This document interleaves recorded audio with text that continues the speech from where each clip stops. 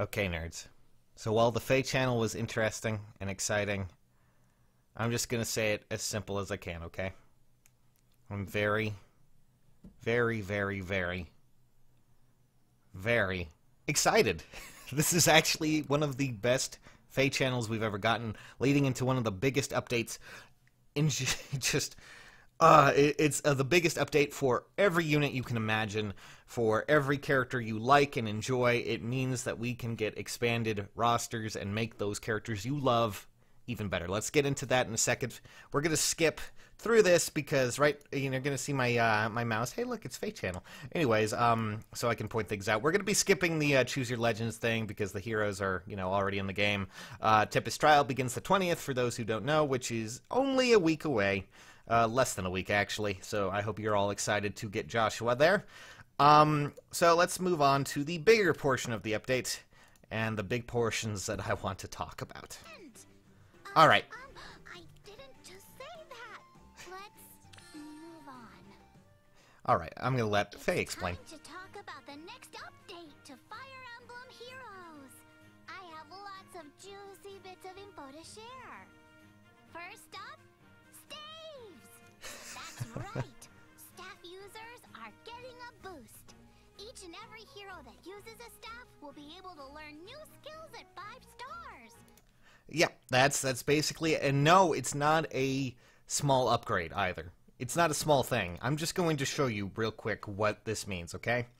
So we're going to jump ahead a little bit, and we're going to see Fear. So Fear Plus is the new ability that she has, and as you can see, 12 might. So for those who don't know, normal Fear had 5 might. That gives you an idea of what's going on. So 12 might is a substantial increase in that field. Not only that, but instead of just inflicting one target, it now inflicts targets within 2 squares of that target you're also using it on. So it has a substantial smoke effect as well, meaning that this character right here, Sakura, that's terrifying. Now, add in the fact that the might is quite substantial. That's about a normal tome. This means that there's going to be some pretty crazy changes. I'm just trying to think. Just imagine this on, say, a Jenny or something. Someone who has a really powerful attack build and can use Wrathful Staff. This means that these characters are going to be even better. And we're also getting improvements to their supportive abilities. As you can see, Physic here is now Physic Plus, and it restores 50% health, and that retains the range of 2. So this is a lot to take in. This is a lot to just look at, and I'm honestly really excited to see how this is going to play out for healers. They're no longer going to be just on the field and used for mainly just leveling up units and occasional Tempest Trials and maybe, chain challenges when you need it. They can actually be pretty viable in other ways too now, so this is a good improvement, a really good improvement for these characters. Yeah, that's just, I'm amazed.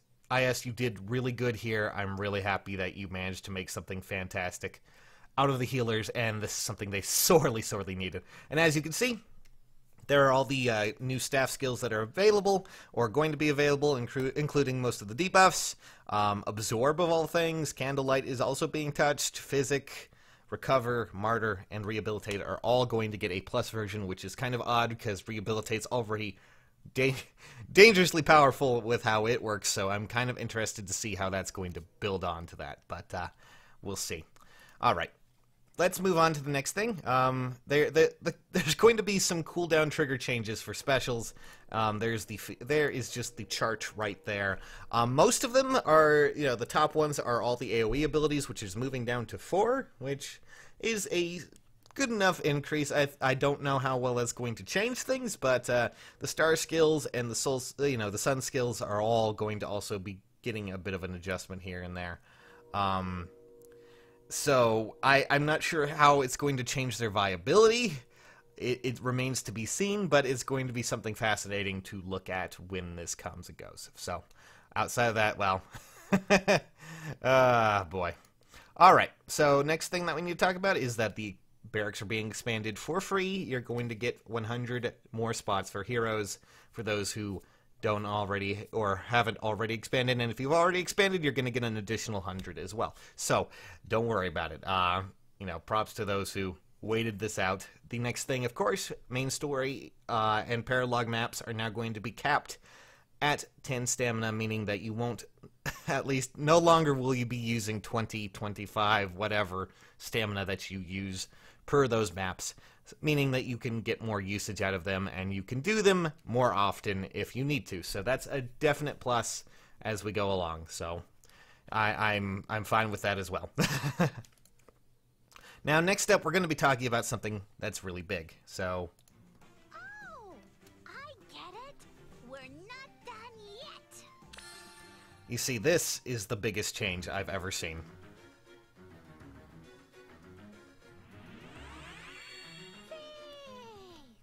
The new update will add a brand new weapon refinery, where you can upgrade your hero's weapon skills. Yep, you've heard it here. Access this new feature after clearing the Rite of Blades, a new part of the main story. Think of it as an interlude between chapters.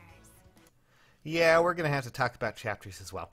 Anyways, still, nonetheless, a weapon refinery, and it's not a small thing either, but we're just going to zoom through this as quickly as possible. As you can see here, here's Effie. You can improve her Silver Lance to do a huge set of things. One, give her more HP, give her more speed, give her more defense, more attack, things like that. It's a pretty substantial increase. This means that certain characters are going to be a lot more viable, a lot more interesting, a lot more crazy. And this is a good thing. A very, very good thing. This is something that a lot of these lesser units needed to be able to do it. So if you want a character and you really love a certain character, this is going to change a lot of things. Of course, they are going to be adding a new, currency for you to take part in, but, yeah, these things, of course, let's just get down to it. There you go. So, as you can see, new currencies. Arena medals, obviously, you know where those come from, and refining stones. These both come from those sorts of things. Refining stones apparently are going to be more available from things like quests and rewards, so naturally, you won't have to worry too much about how to get them. You do have to do some arena, though, and I know some of you don't really enjoy that, but still, nonetheless. But then, of course, we also have to talk about, legendary weapons, which are things that do happen. A lot of characters have them. And yes, they will be upgradable. As you can see here, Sigmund can be upgraded and added certain things like additional attack or HP, plus, all that fun stuff. But you can also see that he will get a reverse rash assault in a sense, where if he has more HP, he has a guaranteed follow-up, which is kind of crazy, so that's definitely a good ability to have. And there's a lot of things you can, just a lot of abilities you can alter and add more to it, and that's something I'm going to be really excited for. There's also, of course, a specific currency for that, Divine Dew, but, well, that's only for legendary weapons, and as you can see, it's definitely something you might want to bring along for those units that you do love and have legendary weapons. It does up them a lot more, which is great. So, yes, as you can see, Divine Dew, but, okay, I'm just going to let us take a look at this, okay? So here are the weapons that you can upgrade using the Divine Dew. As you can see, right now we don't have too many on the actual legendary thing, but we do have some interesting ones like Hot Claire, Fujin Yumi. I don't know if that's really going to help Fujin Yumi that much, but Deathly Dagger, that's going to be fascinating to see. Sulcati, Mistletoe, and of course, all of these weapons on the on the right side, you can see that they can be upgraded as well. You may notice some interesting things like, say, a Slaying Hammer, which I don't think is in the game yet, and Smoke Daggers, and Keen Wolf Tomes, which we don't have yet, and some other things like Dancer Weapons, and of course the newest Halloween units with their Monstrous Bow and Spectral Tome for Jacob and Henry, specifically. All in all, I think these are really great abilities, but that's not all we're going to be talking about. It's going to be, well, as you can see, Navarre popped up. What's up, Navarre? He's got this look on his face. I think he has something to say. What? You're wondering if Killing Edge Plus can be upgraded? Good question. you'll be happy to hear that Killing Edge Plus can be upgraded to Slaying Edge Plus. Well, there you go, guys. So yes, a lot of you were wondering if you would be able to, slaying weapons kind of replaced killing weapons.